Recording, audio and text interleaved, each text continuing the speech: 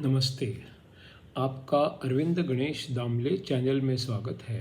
मैं अरविंद दामले आपके सामने प्रस्तुत कर रहा हूँ मेरी ही कुछ रचनाएं। पहली दो हैं मराठी में और बाद में एक है हिंदी में। ये है इन रचनाओं का 767वां भाग।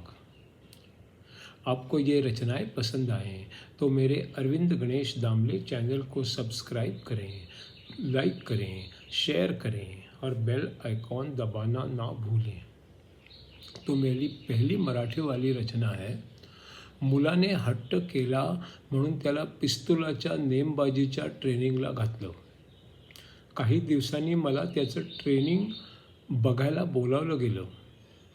इतक्या वाईट नेमाच्या मुलाला जन्मालाच कशाला घातलं असं त्या लोकांना नसेल न वाटलं, असं मला क्षणभर वाटून गेलं. कारण त्यांनी मला टार्गेटच्या बरंच जवळ नेऊन उभं केलं. मुलाने हट्ट केला म्हणून त्याला पिस्तुलाच्या नेमबाजीच्या ट्रेनिंगला घातलं. काही दिवसांनी मला त्याचं ट्रेनिंग बघायला बोलावलं.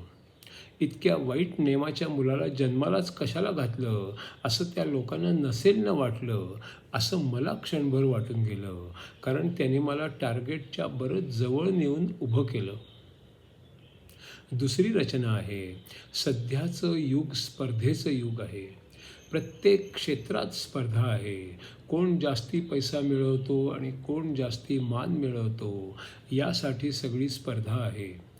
पण मी सांगतो, बाबांनो, तुम्ही जास्तीत जास्त प्रामाणिकपणे काम करा. त्या क्षेत्रात स्पर्धाच नाही आहे.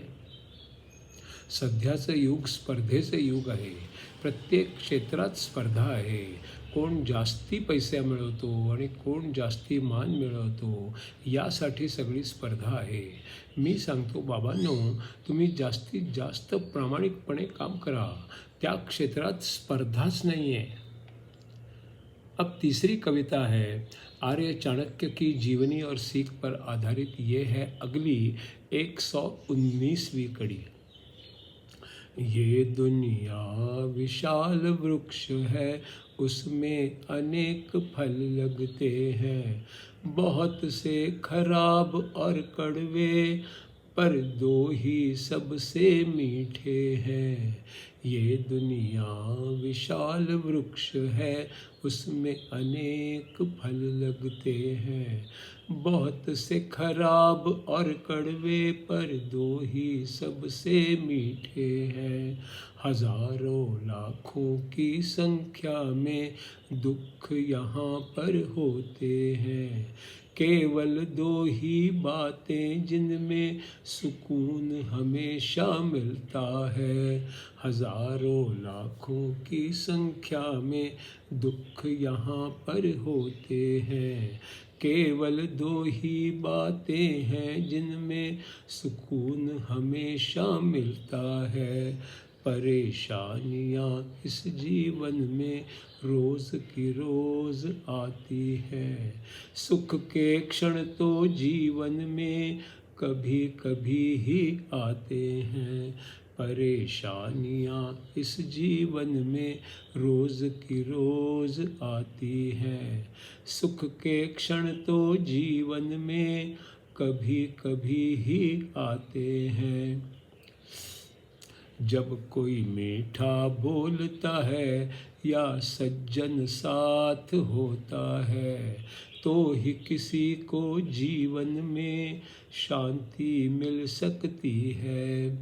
जब कोई मीठा बोलता है या सज्जन साथ होता है, तो ही किसी को जीवन में शांति मिल सकती है. जो मनुष्य भगवान को याद कभी ना करता है, स्वर्ग कभी द्वार उसके लिए कभी ना खुलता है. जो मनुष्य भगवान को याद कभी ना करता है, धार्मिक वृत्ति भी जीवन में कभी भी ना लाता है. जो मनुष्य भगवान को याद कभी ना करता है, धार्मिक वृत्ति भी जीवन में कभी भी ना लाता है। वो व्यक्ति पुण्य का खजाना जमा नहीं कर सकता है। स्वर्ग का भी द्वार उसके लिए कभी ना खुलता है। जो व्यक्ति पुण्य का खजाना जमा नहीं कर सकता है, स्वर्ग का द्वार भी उसके लिए कभी ना खुलता है। जो व्यक्ति अपनी पत्नी से ठीक पेश ना आता है, वो अपनी ही माता का हृदय तोड़ देता है। जो व्यक्ति अपनी पत्नी से ठीक पेश ना आता है, वो अपनी ही माता का हृदय तोड़ देता है। जिस माता ने सालों पहले तुमको जन्म दिया है, उसका वंश फूले फले ये उसकी इच्छा होती है। जिस माता ने सालों पहले तुमको जन्म दिया है, उसका वंश फले फूले ये उसकी इच्छा होती है।